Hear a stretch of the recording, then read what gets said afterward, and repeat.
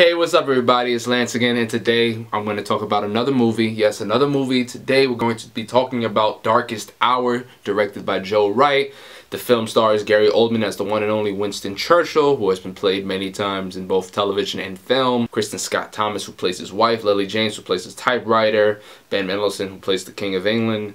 And another man, I forgot his name, but I do know that he plays Stannis Baratheon in Game of Thrones. But anyway, that's enough about that.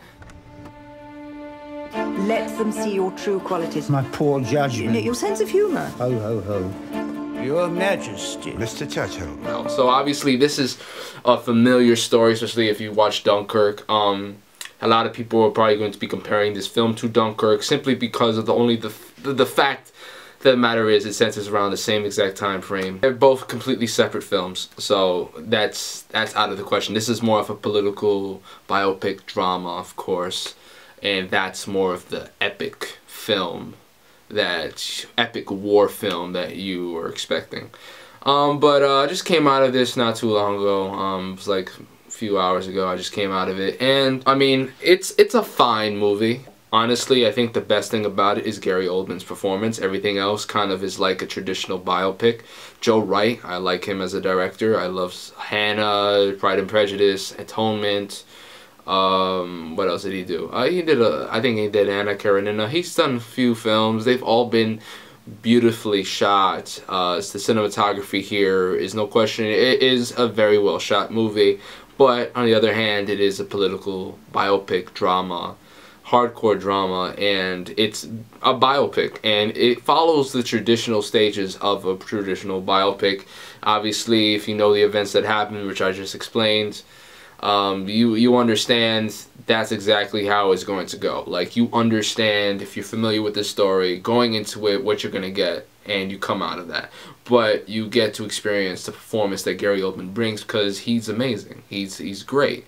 He's fantastic in the role as Winston Churchill. He's virtually unrecognizable. He has a lot of prosthetics on his face, of course, like that's recognizable, but you can tell that he spent months understanding the character of Winston Churchill and just like preparing himself to put it on screen, and it shows. It shows, and I think that I have to applaud the man because of that. I have to respect what he did. Everybody else is great too. Everybody is fine, but obviously it's Gary Oldman that takes the cake here. And I honestly think that's the highlight of the movie. With, you know, there are times where I kind of found myself floating in and out of the movie. Didn't grab my full attention throughout the whole film. Like, I wasn't digested into the characters. I wasn't digested into the story. Maybe partly because I already knew what was going to happen. Especially if you're like a history buff, like you know it like the back of your head. This is a very prominent moment in European world history. So it's like one of those things where, are you going to get anything new out of this? Probably not. But at the same time, it does deliver some decent performances, along with one great one.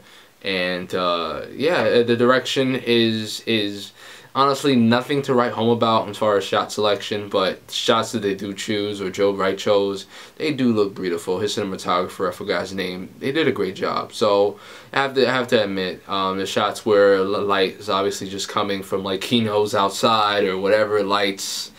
Yeah, and the set design, the production design is on point as well, but that's to be said for all of Joe Wright's movies. He's just great with that. If I had to give it a rating, I'd give it like a 7.5 out of 10, to be honest with you. This is a good film for Oscar season. It's what's to be expected out of Oscar season, which might blow some people the wrong way or rub some people the wrong way. I honestly think that it's a fine movie. It's nothing out of the ordinary from what we get every year, but it is a treat to see Gary Oldman in character as Winston Churchill.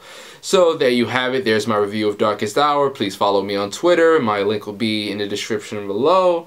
And I'll talk to you guys later with another movie review. Have a good one.